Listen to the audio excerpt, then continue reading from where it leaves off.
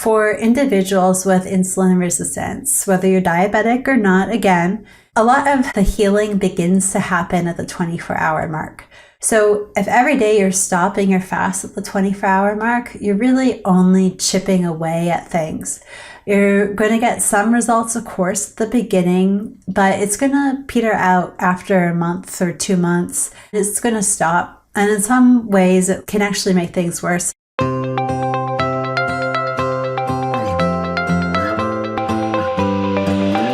Hi everyone, it's Megan Ramos here with another episode of the Fasting Method podcast. Today is my monthly Q&A episode. This is going to be a more broad Q&A episode than typically do in the past. Today's episode is going to focus on the question of why does Megan and Jason, why don't they love OMAD? I want to break it down in today's episode because I know now's the time when a lot of people are just getting back on track with fasting after the holidays, or they're looking to fasting as a tool to add to help them achieve their results this year. So first, let's define what OMAD is. OMAD is an acronym that stands for 1 meal a day. People will say, well, if some fasting is good for us, maybe a lot of fasting is better for us. So, they'll hear Jason and I talk about doing therapeutic fasts 2 or 3 times a week. And they're like, well, why would I only do it 2 or 3 times a week if I could figure out a balanced approach to doing it daily? And this is really where 1 meal a day, or OMAD, was born. It's not an acronym either Jason or I came up with, and certainly not one that our program, the Fasting Method, came up with either. But it, without a doubt, is a major phrase, a major acronym in the fasting space. So it is talked about at TFM. Jason and I make reference to it all of the time as well. Now, when people talk about doing OMAD, they essentially are aiming for roughly a 24-hour fast, give or take, on a daily basis, or at least Monday through Friday is what I find a lot of people will also reference it as. And what OMAD is traditionally meant by so many people who refer to it is essentially dinner to dinner or lunch to lunch fasting on a daily basis. So every day you're eating dinner or every day you're eating lunch. Most people will do dinner because that's just standard here in our North American culture, is to have dinner. The day is too hectic. A lot of people find it easy to fast through their work days or through all of their commitments. So they'll just have dinner on a daily basis. Now, what are problems with this? Well, first, before I dive into the problems, I will say that this does work for some individuals, but individuals who only have a few pounds to lose, who might want to knock off 1 or 2 medications, but don't have a whole lot of illness, and definitely do not have a lot of insulin resistance. But have I seen it work for people? Heck yes. Do we see those people online? Absolutely. But the bulk of individuals out there are struggling with a lot of metabolic syndrome. Whether or not they have diabetes, they have a lot of metabolic syndrome, which means they have a lot of insulin resistance. And this strategy tends to work only very short term for these individuals. Jason and I usually recommend that people cap it after 2 weeks. So if it's something you want to do for 2 weeks to help you get some elbow grease going, go for it. There are instances where doing it for 4 to 6 weeks can also be okay, but we do see it become problematic after that. Now, let's dive into why it's a problem. Well, number one, for individuals with insulin resistance, whether you're diabetic or not, again, a lot of the healing begins to happen at the 24-hour mark. So if every day you're stopping your fast at the 24-hour mark, you're really only chipping away at things. You're going to get some results, of course, at the beginning, but it's going to peter out after a month or 2 months. It's going to stop. And in some ways, it can actually make things worse. And I'll talk about that in a minute. But initially, you'll get some results, but it will be slow after the first couple of weeks. And then eventually it will stop altogether at some point for you. And then it can actually be more difficult to lose weight down the road. So we're stopping before all of the magic starts to happen. A lot of individuals who try this approach too and do experience some weight loss at the beginning start to feel quote unquote loose. They start to feel like they're having loose skin. That starts to become a concern as well, because again, we're stopping our fast before a lot of the healing magic really starts. So number one, you're selling yourself short here by stopping your fast once all of the good stuff begins to happen in a fast. Number two, to my reference point on, you might actually find it to be counterproductive down the road because it's not actually intermittent. You're doing the same thing day in and day out, and the body then will adapt to it over time. What happens is, because you're one, stopping the fast before the magic starts in a lot of cases, and two, you're doing the same thing day in and day out, the body will adapt and you'll fall into just a state of calorie restriction on a regular basis. And you're going to see that the weight loss stalls and that you actually might gain weight. Or if you don't gain weight, it can be very difficult to lose weight and you might find yourself feeling like you have to do a lot of longer fasts to course correct. So why does that happen? And what the heck makes intermittent fasting and calorie restriction different then? I think it's a very big question and is worthy of a big episode to cover it all.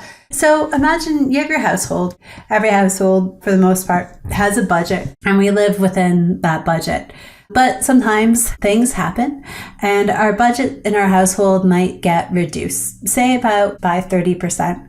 Like an instance is, I'm going to have a baby soon, so I will be on maternity leave. So my budget in my household is going to get reduced for a period of time as a result of being on maternity leave benefits, parental leave benefits, and my husband as well.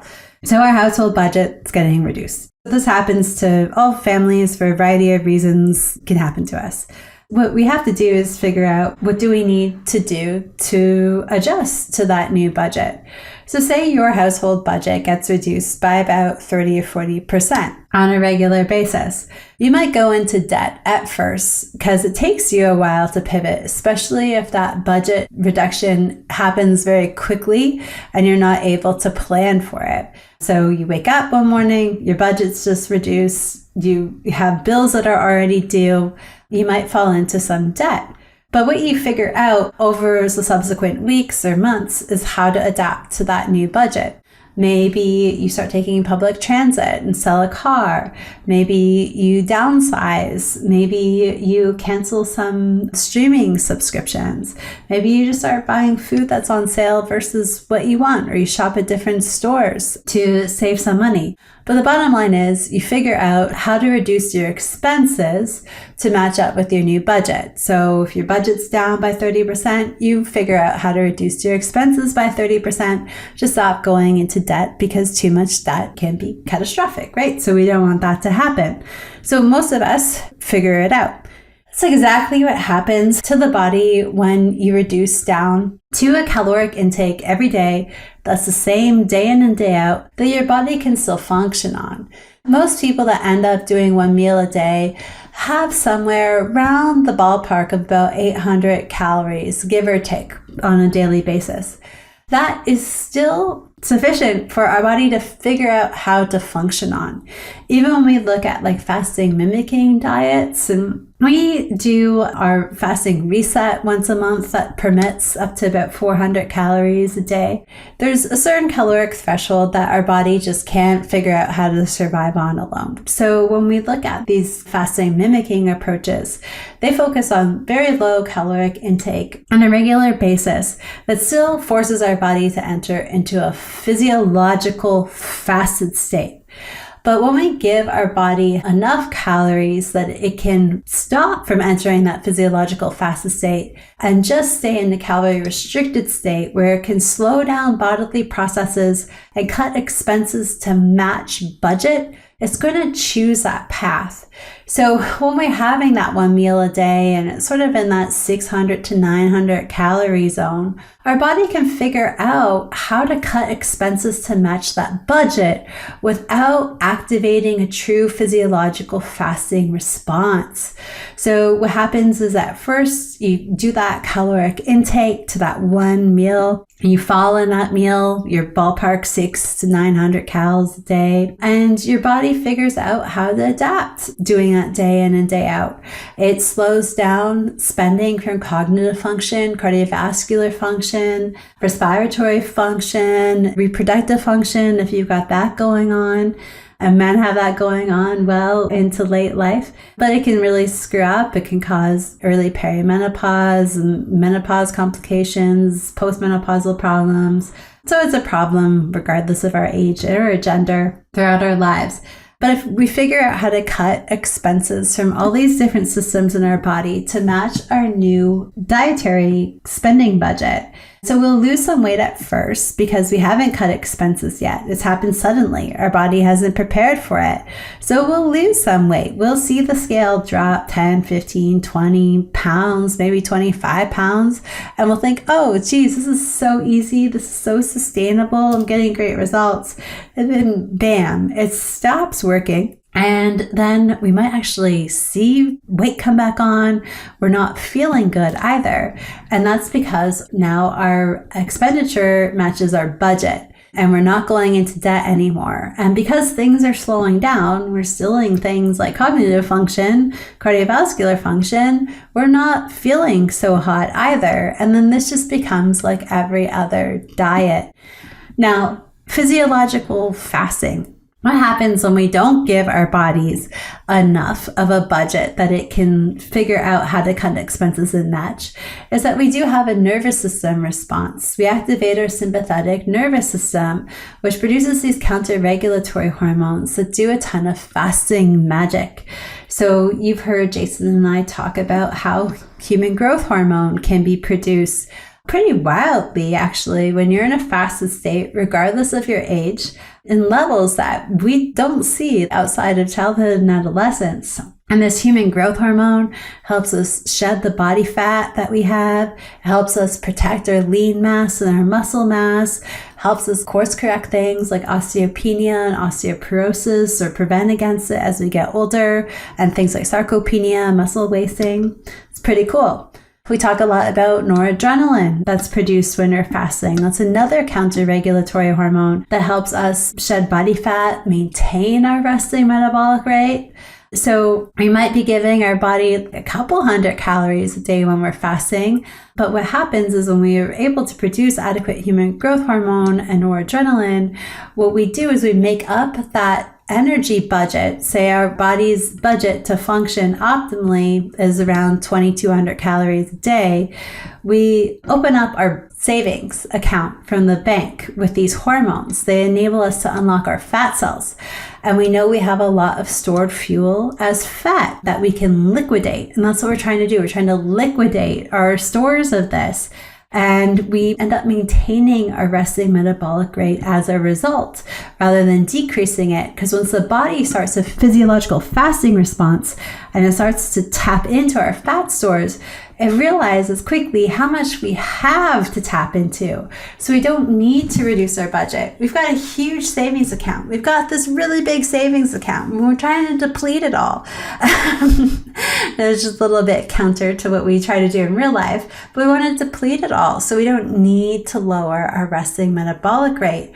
So noradrenaline does that. And then, of course, we do produce a little bit of cortisol as another counter-regulatory hormone when we fast that helps us convert the fatty acid backbones from our triglycerides into glucose during the fast through gluconeogenesis, and some excess protein that we break down from things like connective tissue during our fast into glucose for gluconeogenesis, because there are some parts of our body that do require some glucose in a fasted state.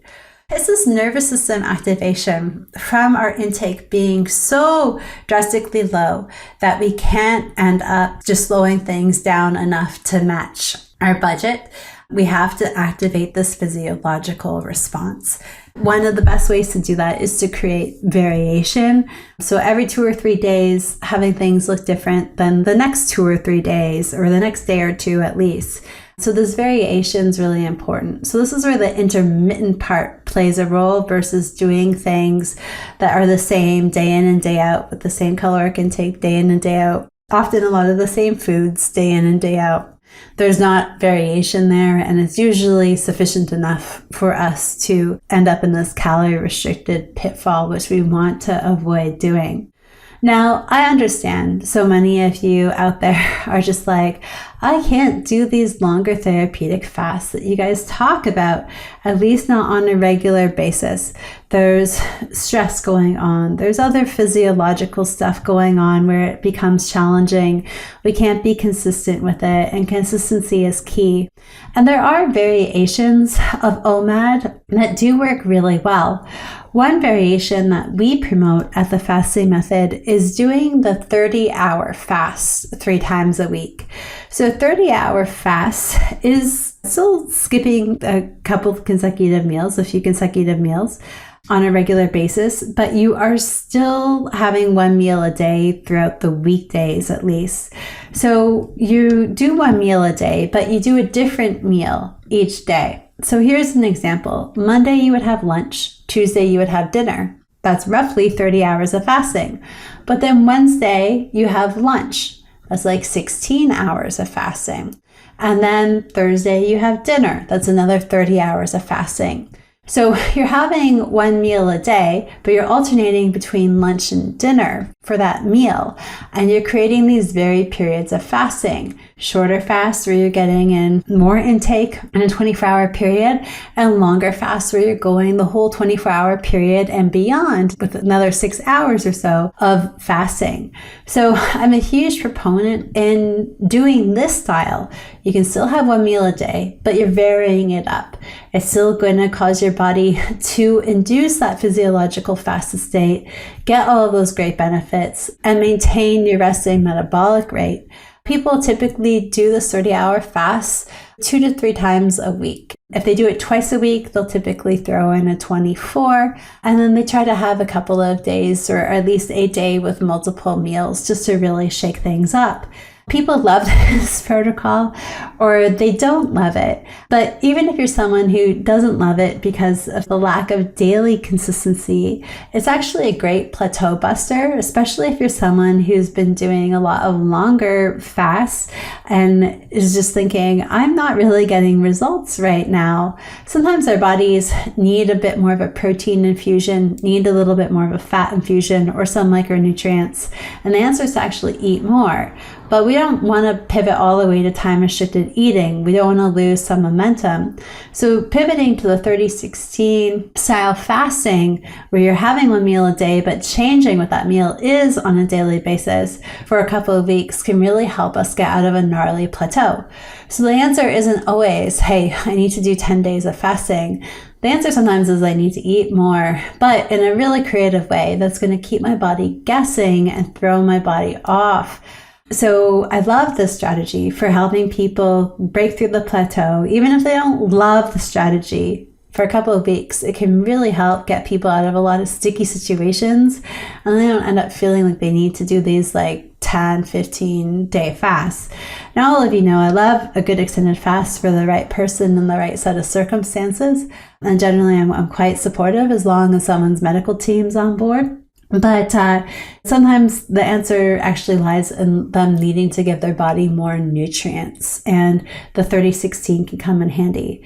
So if you're someone out there who needs to have that mental comfort or physical need for food on a daily basis, try the 30-16. And it doesn't have to be alternating between lunch and dinner. You could do breakfast and lunch too.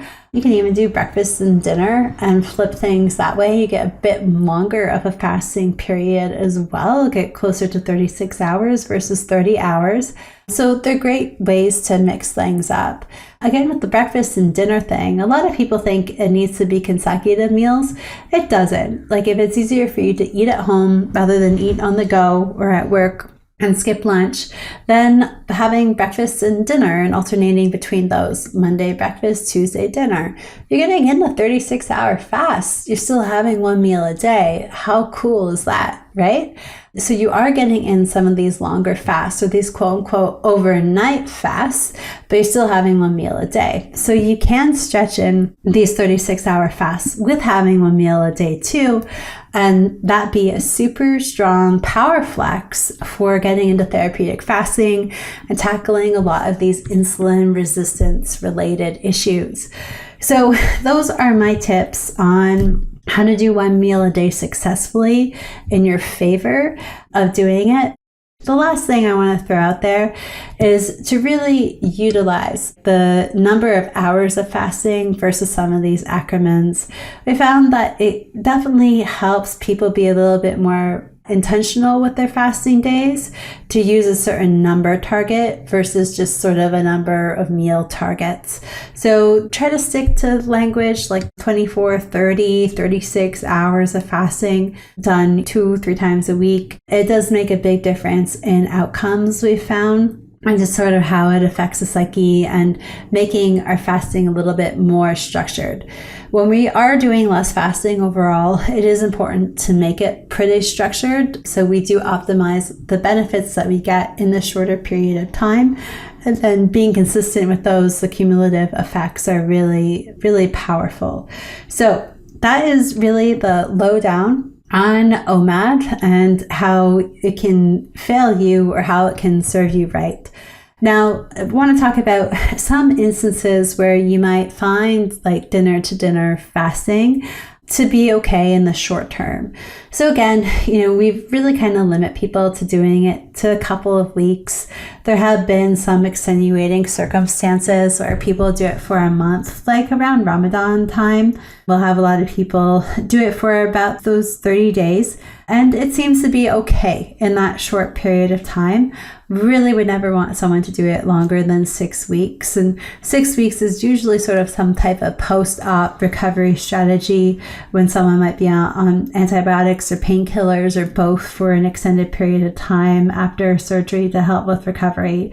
For most individuals, the cap is 2 weeks. So an example of a good time in the year where you might want to do that, here in the United States, we have like the July 4th holiday week. A lot of places shut down for the week. There tends to be multiple events. A lot of people travel.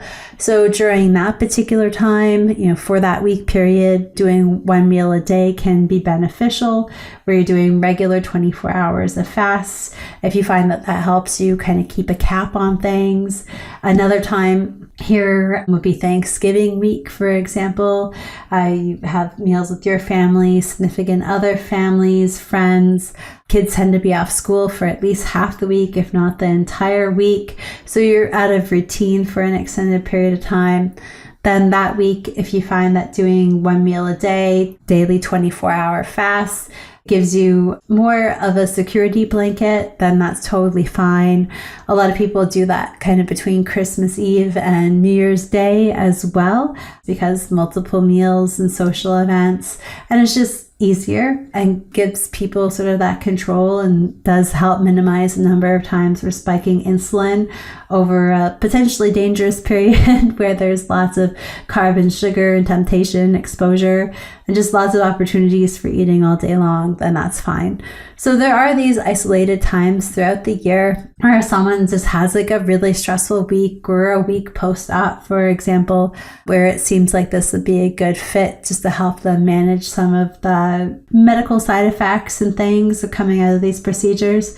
Then there definitely is a time and a place for doing regular back-to-back 24s.